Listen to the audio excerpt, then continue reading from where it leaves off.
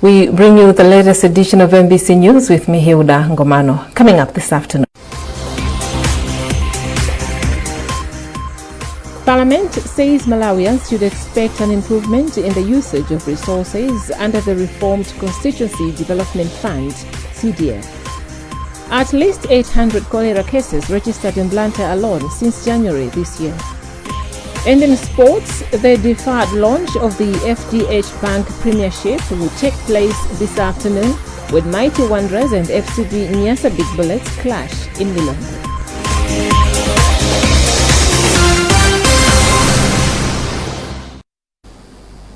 First Deputy Speaker of Parliament Victor Musowa says Malawians should expect an improvement in the usage of resources under the Constituency Development Fund (CDF) and implementation of development projects, following the training of legislators under the Parliament Training Programme. Beatrice Mwapi has compiled this report, read by Olive Piri.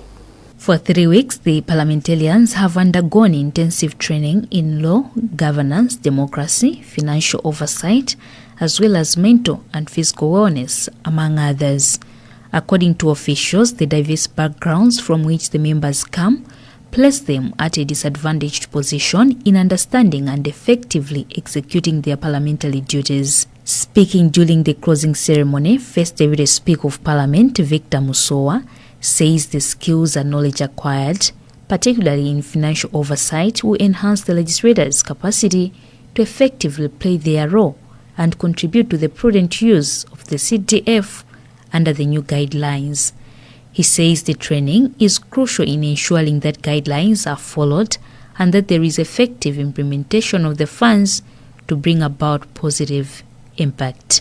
The CDF guidelines out there, now the councils have started to work. The members of Parliament will make sure what is in the guidelines is followed. The other issue is in the implementation of the CDF. Remember, CDF used to be a one-man's job. Decisions at times were made by one person. It's no longer the same. We'll oversight on them, on their implementation. The community will give us feedback. Whatever comes out of there is for us Malawians. If there's need for them to be looked or panel beaten, we'll look into that. On his part, Director General of the Malawi School of Government, Professor Louis Zimbiri, has held the strong collaboration between Parliament and the Malawi School of Government. He says their aim is to transform the country's public service landscape by equipping public officers with the capacity to perform and deliver improved service to Malawians. We want people to perform very well. Everyone performing their roles, you would find that service delivery in this country would certainly improve. So in order to do that, we have to build their capacities, their skills, their knowledge, their competences. Speaking on behalf of fellow lawmakers, legislator Fonkotakota Liwaladzi Tokozile Luonji Chanjo says the training will shape their duties and help them strike a balance between their responsibilities and well-being. She has since encouraged fellow parliamentarians to apply the knowledge and skills acquired to bring tangible change in their constituencies and the country.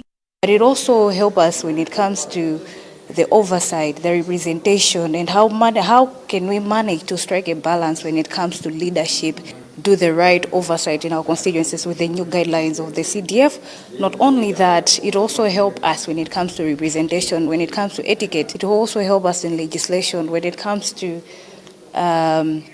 looking at the financial expenditures of the government. So all that, I believe that this training, we are not going as we came in. This is the first cohort to be trained under the program, and the Malawi Parliament is expected to train all parliamentarians in the country. The training is being conducted in collaboration with the Malawi School of Government with the financial support from the European Union. Democratic Progressive Party DPP Regional Governor for the North, Christopher Mzomera, who is also a presidential advisor on political and parliamentary affairs, says the administration of President Professor Arthur Peter Mutharika is working tirelessly to generate enough forex, which is crucial for the importation of fuel and fertilizer, among other essentials. Ngira made the remarks in Mzimba district during a meeting with party leaders. Evarista Lungu has filed this report, read in our studios by George Mkandawire. Addressing the gathering, DPP Regional Governor for the North, Christopher Mzomera, urged Malawians to remain calm as President Professor Arthur Peter Mutharika is working tirelessly to resuscitate the economy, which for the last 5 years was declining. He added that the DPP-led government is focusing on 4 key priorities: food security, fuel, fertilizer and forex, saying these are critical to the country's socio-economic development. He says that I'm there to make sure that Malawi have enough forex. Maize now is at a reasonable price. Fertilizer, that is what is working now, that at least the fertilizer price should be reasonable to Malawians. Meanwhile, Member of Parliament for Luwerezi, Fisher Nkwazi, who previously served as an independent MP, has officially joined the DPP and pledged to offer support fulfilling President Professor Arthur Peter Mutharika's vision of transforming the country. Oh yes, I've joined the DPP. Of course, this is not my first time joining DPP. I've always been DPP. It's just that I've now been welcomed in the party regional structures. We want to support the president. You know, he's got a good vision and he needs people with energy like me. So I'm ready to support the president so that his vision can be fulfilled. During the meeting, members from different political parties, including Freedom Party, defected to the governing Democratic Progressive Party, DPP. At least 800 cholera cases have been registered in Blantyre alone since January this year, according to official figures.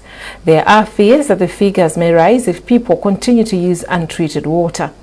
Our reporter Rashida Matandika visited Mpingwe in Bangwe, one of the hotspots of the outbreak, and now reports. This is Chisombe's River, patronized by residents of Mpingwe in Bangwe.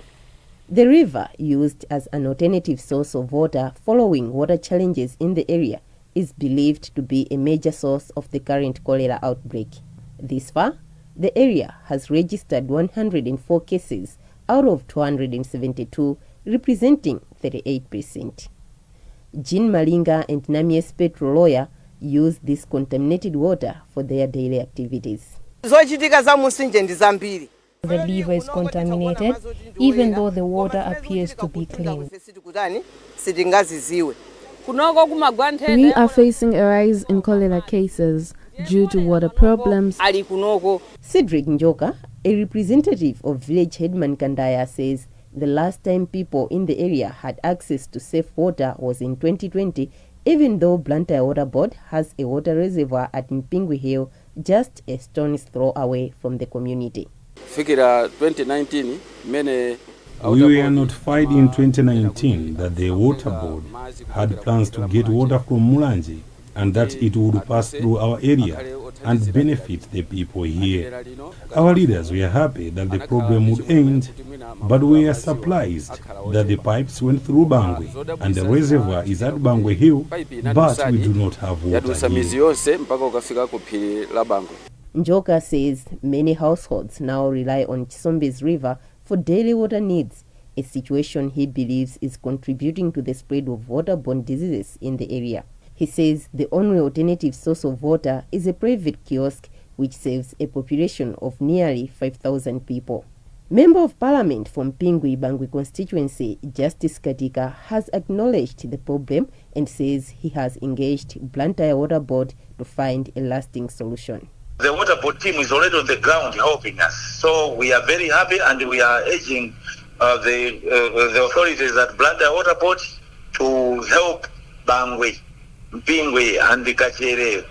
Blantyre District Chief Preventive Health Officer Innocent Mvula admits that they have failed to terminate cholera outbreak within the 21 days timeline which was set in April this year. Blantyre Water Board understands the problem. Because 3 weeks ago we were there together with the Chief Executive Officer from Blantyre Water Board just to appreciate the water problems that the people of Bangwe are facing.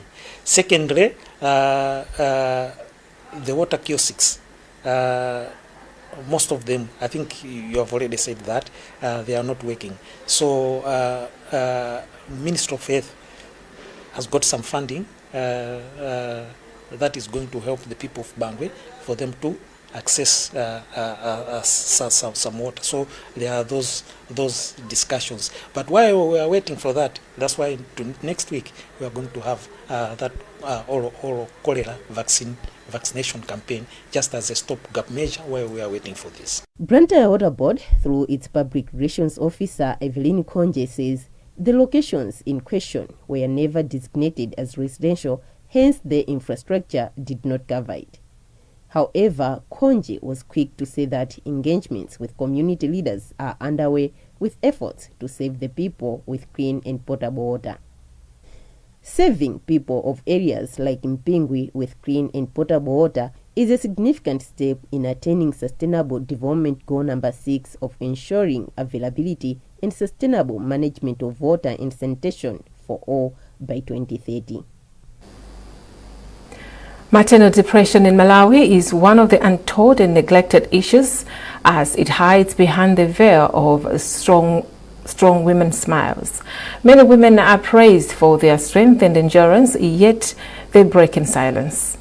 In this week's special report, our reporter Margaret Mabando highlights the untold stories of maternal depression from the clinic bench to the bedroom, revealing how grief, fear and silence are shaping motherhood in Malawi. Motherhood is celebrated, but for some women it begins with silence, grief or fear. Doctors call it maternal depression, a mental health condition that affects women during pregnancy and up to a year after birth. It does not only happen after delivery. It can start during pregnancy, after miscarriage or stillbirth, or when the pressure of being a mother feels heavier than joyful. According to health experts, it is treatable, but in cases where it is not attended to, it becomes a chronic mental illness characterized by weight loss due to stress. In some cases, it leads to homicide, then suicide, with a mother killing her baby, then herself. Thousands of women are said to suffer from maternal depression across the globe. In Malawi, however, many women are said to fight maternal depression in silence. They don't know it has a name, can't describe what they're feeling, or even understand why they feel that way. The sadness, the fear, the tears feel like normal motherhood. Linley Jason is a lady residing in Area 23, Lilongwe. She miscarried at 3 months. She says no counseling was offered to her when she got pregnant.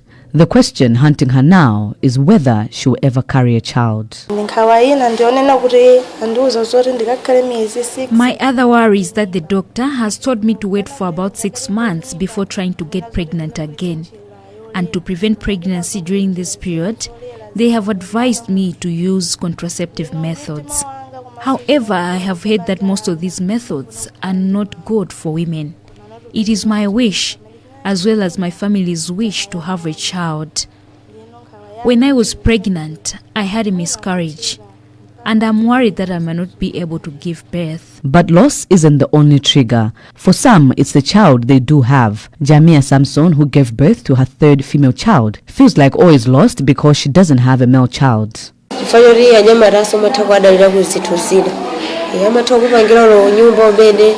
One can rely on a male child to support a family financially. But when one has female children, they tend to get married and get controlled by the husbands. And you cannot rely on them to help a family, and that's my worry. Then there is fear of losing oneself. Eliza Joseph, who has given birth to her 4th child this year, says she fears her business will be slow as she won't be able to handle it for months after childbirth. We meet with a lot of challenges when we give birth. I'll give an example of our business. Personally, I sell food, and one has to wait first at least 4 months before going back to the business in order to take care of the child. As it stands, no one can buy food from us. Favor Piri suffered from postpartum depression, which occurs after childbirth. She says at first she didn't know what was going on with her. Lucky for her, she sought medical help after finding out. Piri says spousal support is crucial during this period. Postpartum depression is real.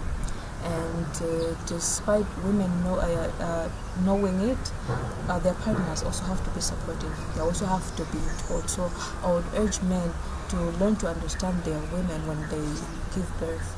that these things are real, and they should be more supportive and understanding that your life changes completely, and we need you to help us. A mental health nursing officer at Baila Hospital, Nelly Gogoda, says most women do not report when they are going through changes during pregnancy. She says currently the Ministry of Health and Sanitation is disseminating information on maternal depression, urging women to open up in order to get assistance. Currently, the district of Baila is in a progress of training every health worker to be able to assess a mother on physical and on mental health. Executive Director of the Malawi Health Equity Network, Mehen, George Jobe, acknowledged that the country has made significant progress in maternal health. He, however, says efforts to address mental health still lags behind, as the focus is on physical checks, while maternal mental health gets little attention. We need to strengthen mental health services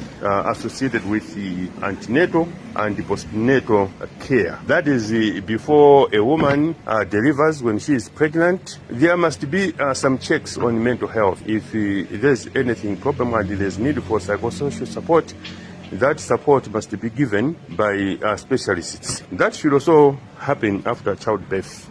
We need, therefore, to train more specialists in maternal mental health who can provide the necessary support. And we also, as a country, both government and development partners need to invest in community-based counseling. From Favor's postpartum tears, to Linley's unanswered questions, to Jamia's grief over a daughter, and Eliza's fear of losing her business, the stories are different, but the silence is the same. The smiles hide it, the silence feeds it. Maternal depression is stealing the joys of motherhood across the country. Health experts say it is time maternal depression gets the much-needed attention. Until then, the question remains, who hears the mother when the baby stops crying? Margaret Mabando, MBC News, Lilongwe. This is MBC News, a reminder of our top stories this afternoon.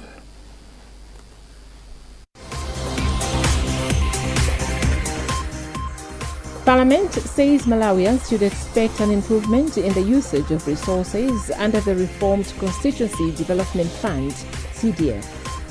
At least 800 cholera cases registered in Blantyre alone since January this year. And in sports, the deferred launch of the FDH Bank Premiership will take place this afternoon with Mighty Wanderers and FCB Nyasa Big Bullets clash in Lilongwe.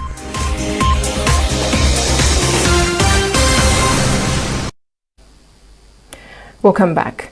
49 survivors of the Zimbabwe road accident that happened last Tuesday have arrived in the country with support from the Ministry of Foreign Affairs. The 49 have been welcomed by Commissioner Wilson Mullen of the Department of Disaster Management Affairs, where he also delivered a message of condolence to the bereaved families and the best wishes to the survivors on behalf of President Professor Arthur Peter Mutharika. Rashida Matandika with the report. Speaking to the survivors at Kamuzu Stadium, Mullen assured them of government's full support medically and also support for their transport to their respective homes. He also expressed gratitude to the government of Zimbabwe for their full support at the time of the accident. So the government of Zimbabwe has been very supportive from the day the accident occurred. The rescue teams were from Zimbabwe. These Malawians are in they're in Zimbabwean hospitals. Even on the day of departure, there was a function that the government of Zimbabwe officials attended alongside our ambassador in Zimbabwe. So the government of Zimbabwe has been very, very supportive. Let me also take advantage of this to mention that as the Department of Disaster Management Affairs, we are working with Malawians that are distressed due to the xenophobic attacks in South Africa, and we are working to repatriate them home. The developments will be shared in due course. Let me also mention that there's another accident that has happened in South Africa. A bus that was traveling from Malawi was involved in an accident in Limpopo province. Eight deaths have been recorded, and there have been injuries, close to 40 injuries, and we're working with the High Commissioner in South Africa to support those, and we'll also give you updates in due course. One of the survivors, Enoch Sisia, while commending government for their timely response, said the experience is traumatizing and hard to forget. Out of the 49 survivors, 6 are children, 27 are men, while women are 6. 4 of them, comprising of a man and 3 women, have been admitted to Queen Elizabeth Central Hospital for further treatment, while others are still in Zimbabwe receiving treatment. There are expectations that the deceased will be repatriated into the country on Monday.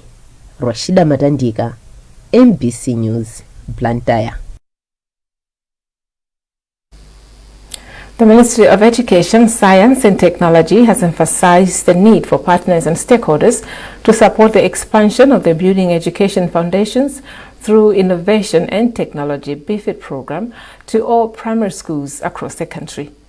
Director of Education and Sports in the Ministry, Sophie Mtiko, said only 51 out of the 261 primary schools in Lilongwe, Rural West, are currently benefiting from the program. She made the remarks in Lilongwe during the BFIT District Open Day. More in this report by Lonjezo Msodoka. According to Mtiko, the program is a game changer in improving learning outcomes among learners in standards 1 to 4 in the country's primary schools. She has since called on more partners to support the initiative so that it can be rolled out to all primary schools nationwide. In our district, Lilongwe Rural West, it's in 51 schools, but we have 261 schools. The Ministry of Education, Science and Technology is likely to expand this program to all the 261 schools in Lilongwe Rural West and to all the 6,000 schools in Malawi. They are rolling it as a pilot to see the challenges which might be there so that they can perfect it as they are rolling it to the other districts. Lilongwe District Council Chairperson Segelani Kansigili said the program is important in today's rapidly evolving technological landscape as it equips learners with basic computer skills while also promoting numeracy and literacy. Meanwhile, an educational technician at Mpingu Primary School, Chimwemwe Maleta, said the BFIT program has transformed the lives of many learners, describing it as an effective way of building a strong educational foundation through modern technology. BFIT is an important program to both teachers and learners in so many ways that it has also improved literacy and numeracy skills to the learners.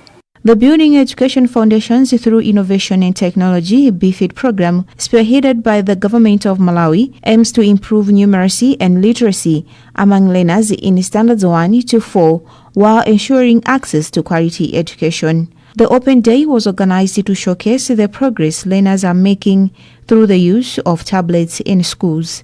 Longeson Sodoka, MBC News, Lilongwe.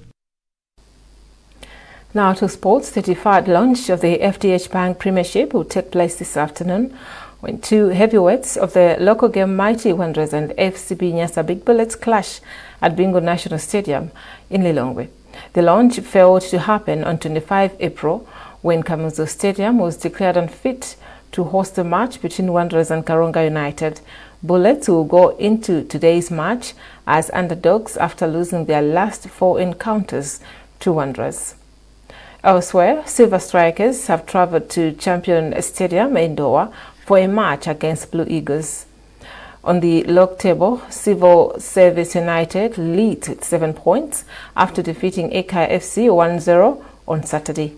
Silver Strikers are second with 6 points, while Master Security occupy third place, also with 6 points. At the bottom of the table are Kamuzu Barracks, who are yet to register a point, followed by Karonga United in 15th place. The two sides face each other this afternoon. Eka FC sit 14th with 1 point. The Wanderers Bullets match will be broadcast live here on MBC from 4:30 in the afternoon. In a related development, Malawi's under-20 national football team has failed to qualify for the 2026 FIFA World Cup after losing 3-2 on aggregate to Nigeria, despite securing a 2-1 victory in the second leg at Bingu National Stadium in Lilongwe on Saturday. The young Scorchers had lost the first leg 2-0 away from home. Faith Chinzimu scored Malawi's 2 goals in the 9th and 55th minutes, while Oscar Precious scored Nigeria's consolation in the 62nd minute. Malawi coach Mike Jombo described the qualifiers as a successful campaign, saying the team has gained valuable experience and the players showed great determination throughout the competition. Well, that item also concludes this edition of MBC News. A reminder of our top stories before we leave. Parliament says Malawians should expect an improvement in the usage of resources under the reformed Constituency Development Fund, CDF. At least 800 cholera cases registered in Blantyre alone since January this year. And in sports, the deferred launch of the FDH Bank Premiership will take place this afternoon with Mighty Wanderers and FCB Nyasa Big Bullets clash in Lilongwe.